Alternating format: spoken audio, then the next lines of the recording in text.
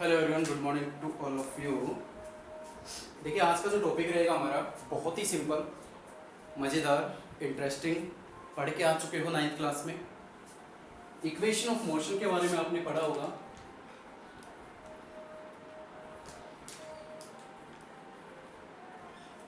Equation of motion आप पढ़ के आए हो। There are 3 types of equation आपने पढ़ी है 9th क्लास में। उन्हीं के बारे में, उनका इंटीग्रेशन प्रूफ। देखिए, आपने ग्राफिकल पढ़ा है, थोड़ा सा लेवल हाई करेंगे। हमारा +1 का लेवल है, तो इंटीग्रेशन मेथड यानी इंटीग्रेशन और डिफरेंशिएशन की हेल्प से ये तीनों इक्वेशंस को हम प्रूव करेंगे, सोल्व करेंगे, बढ़िया तरीके से आपको समझाएंगे यहाँ पे। तो कौन कौन सी इक्वेशन ऑफ मोशन होती है बच्चों? देखिए, फर्स्ट होती है u = v = u + at, s = ut + ½ at square, and third one is u² - v² - u² = 2as। ठीक है, लेकिन याद रखना, ये इक्वेशन ऑफ मोशन तभी कहलाएंगी जब बॉडी किस तरीके का मोशन कर रही हो? Uniform accelerated motion. यानी यूनिफॉर्म एक्सेलरेशन मतलब कांस्टेंट एक्सेलरेशन, जो चेंज ना हो, जो एक्सेलरेशन चेंज ना हो, सेम स्पीड से यानी सेम एक्सेलरेशन से अगर बॉडी ट्रेवल कर रही है तो इक्वेशन ऑफ मोशन ये 3 कहलाएंगी। ठीक है, याद रखना, ये सबसे इंपॉर्टेंट कंडीशन है कि जब बॉडी यूनिफॉर्म मोशन में ट्रेवल कर रही होगी उसी समय ये 3 इक्वेशंस इक्वेशन ऑफ मोशन के रूप में कहलाएंगी। चलिए एक एक करके हम इनको प्रूव करते हैं with the help of differentiation and integration. चल, बड़े मजेदार है ये, वही मेथड है, पीछे तक का यूज हो जाएगा इसमें। फर्स्ट इक्वेशन की बात करता हूं, v = u + at को प्रूव करना है। देखिए, a क्या है यहाँ पे? कांस्टेंट। पहले ही बोल चुका मैं कि एक्सेलरेशन क्या है? कांस्टेंट या फिर यूनिफॉर्म। तो यही से मैं शुरुआत करता हूं। v नो a = dv/dt होता है। डिफरेंशियल फॉर्म में हम ऐसे लिखेंगे, वैसे आप कहोगे सर ये होता है change of velocity to the change in time, but differential form में मैं इसी तरीके से लिख सकता हूं जब टाइम पीरियड बहुत ही छोटा होता है। ठीक है, तो यहां से अब आप क्या करोगे? क्रॉस मल्टीप्लाई कर देते हैं, तो a × dt = dv। बोलो, क्लियर? अब बहुत ही ध्यान से समझना जो मैं चीज आपको समझाना चाह रहा हूं। मान लीजिए बॉडी यहाँ पे है, और इनिशियल वेलोसिटी इसकी क्या है? देखिए, u क्या है? u को हम कहते हैं इनिशियल वेलोसिटी, स्टार्टिंग। v होती है हमारी final velocity, t is the time, और ये वो टाइम पीरियड होता है जब बॉडी चल रही होती है। ठीक है, ये वो टाइम पीरियड होता है जब बॉडी एक्सेलरेट कर रही होती है। तो मान लीजिए यहाँ पर बॉडी है, यहाँ पर टाइम पीरियड क्या है? 0, स्टार्टिंग में, बिल्कुल इनिशियली।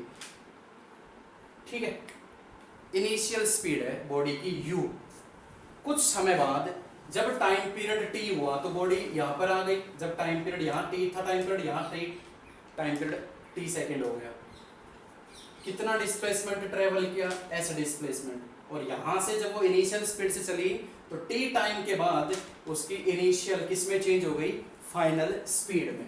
तो बड़ा ही सिंपल सा है। ये क्यों करवाया है अभी मालूम चल जाएगा, ये क्यों समझाया। देखिए, इंटीग्रेशन कर दीजिए बोथ साइड।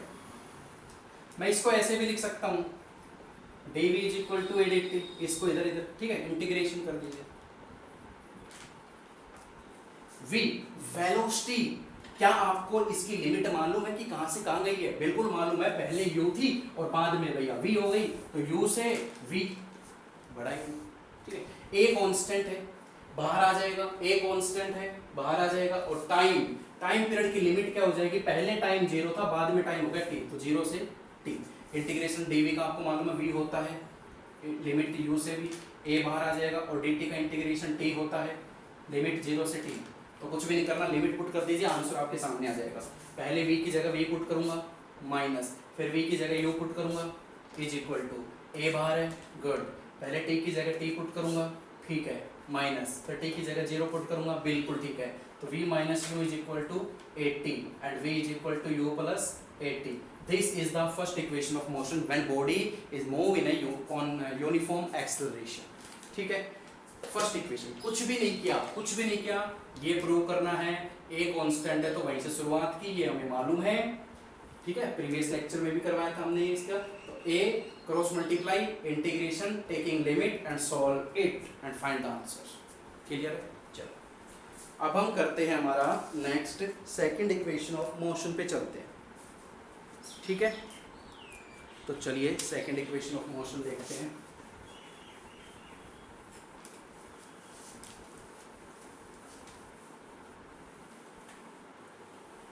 इसको मैं नहीं मिटा रहा हूँ, ये काम आएगी हमारे बार बार फिर। सेकेंड इक्वेशन होती है s is equal to U T plus half A T square. Clear है? चलो, एक्सेलरेशन कांस्टेंट होता है,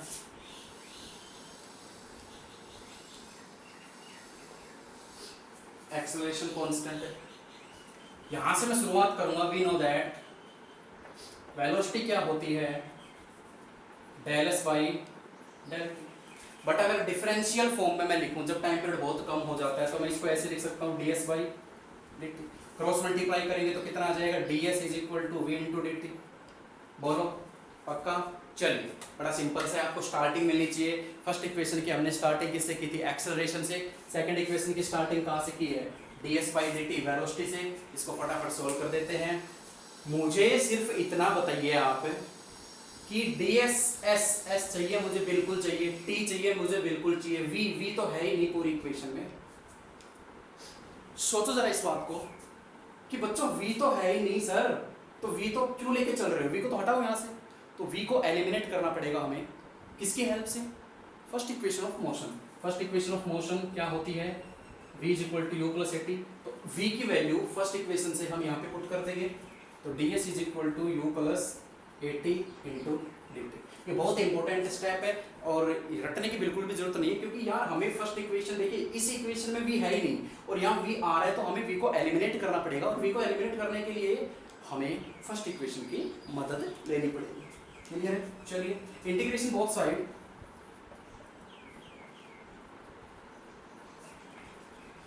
taking limit displacement. Okay, displacement. जब टाइम पीरियड 0 था तो बॉडी यहीं पे थी, तो डिस्प्लेसमेंट कितना था, 0।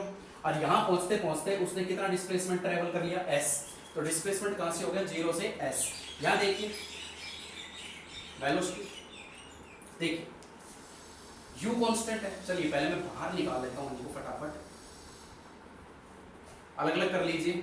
u into D T plus 80 into D T. u constant है क्योंकि uniform initial, u is the initial velocity और इनिशियल वेलोसिटी टाइम 0 पे 0 थी, यानी कांस्टेंट। ठीक है, वो कांस्टेंट है। हमें मालूम है कि अगर चल भी रही है तो वो कांस्टेंट है। बाद में हम टाइम पीरियड इंक्रीज करते वक्त स्पीड को हम बढ़ाते हैं। तो याद रखना हमेशा कि इनिशियल जो वेलोसिटी होती है u, यानी स्टार्टिंग वेलोसिटी जो होती है बॉडी की, वो कांस्टेंट होती है। उसको बाहर निकाल लेंगे हम। लिमिट देखिए, u कांस्टेंट है तो टाइम पीरियड की लिमिट 0 से t है, यहाँ भी टाइम पीरियड है तो 0 से t है। चलिए, एक्सेलरेशन हमेशा कांस्टेंट रहेगा। फटाफट इसको सोल्व कर दीजिए। ds का इंटीग्रेशन होता है s, 0 से s, u बाहर आ जाएगा। dt का इंटीग्रेशन t, 0 से t, a बाहर आ जाएगा। और t की पावर यहाँ 1 है, और t dt का इंटीग्रेशन पावर में 1 ऐड, उसी से डिवाइड है, t स्क्वायर बाई 2, 0 से t। लिमिट पुट कर दीजिए, s माइनस 0, t माइनस 0, पहले अपर माइनस फिर लोअर, पहले अपर फिर माइनस लोअर, पहले अपर पुट करूंगा फिर 0 पुट करूंगा। इसको सोल्व कर दीजिए, क्या आंसर आता है हमारे पास, s is equal to U T plus half बाहर आ जाएगा, A T square. This is the second equation of motion when body move with a constant acceleration. Clear है? क्लियर है बच्चों?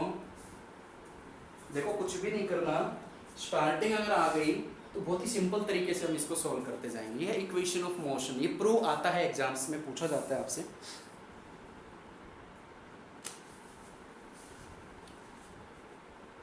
चलिए थर्ड इक्वेशन ऑफ मोशन और देख लेते हैं, इस टॉपिक को फिनिश करते हैं।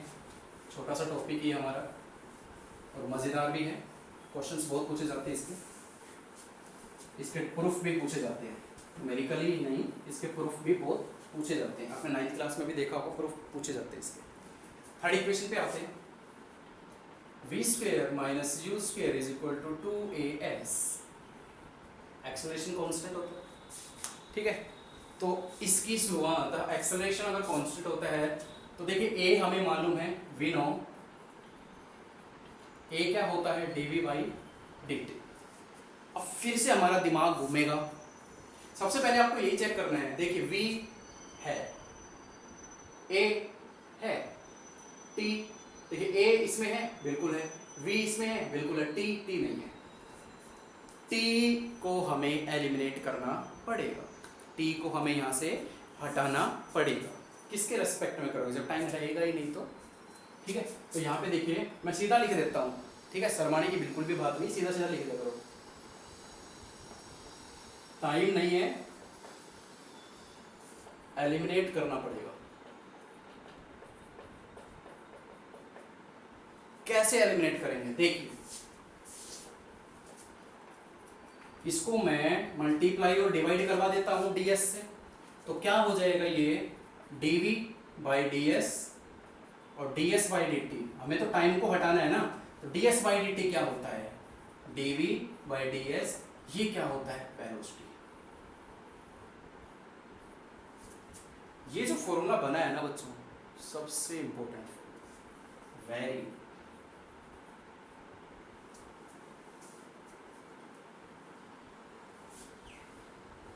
ठीक है। अब देखिए इसमें से टाइम हट चुका है, टाइम को ही हटाना था, टाइम हट चुका है, अब कुछ नहीं करना, क्रॉस मल्टीप्लाई करवाओ, इंटीग्रेशन कर दो, सोल्व कर लीजिए, फटाफट कर दीजिए। क्रॉस मल्टीप्लाई करवाते हैं, a into D S V into D V, integration both side, a into D S V into D we.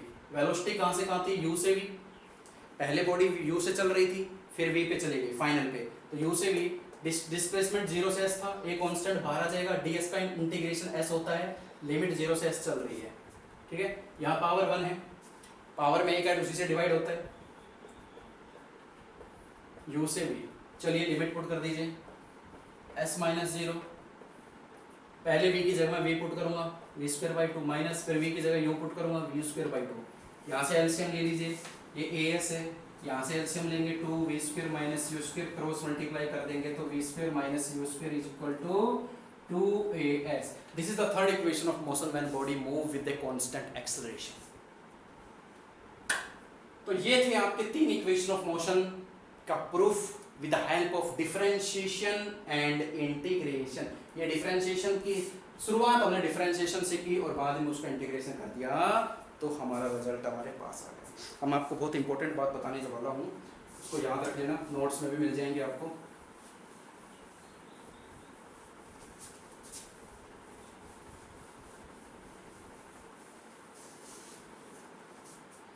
देखिए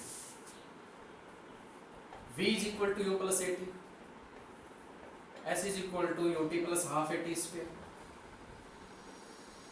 v square minus U square is equal to 2as, a is equal to dv by dt लिया था, दूसरे case में हमने v is equal to ds by dt लिया था, तीसरे case में dv by ds into v लिया था।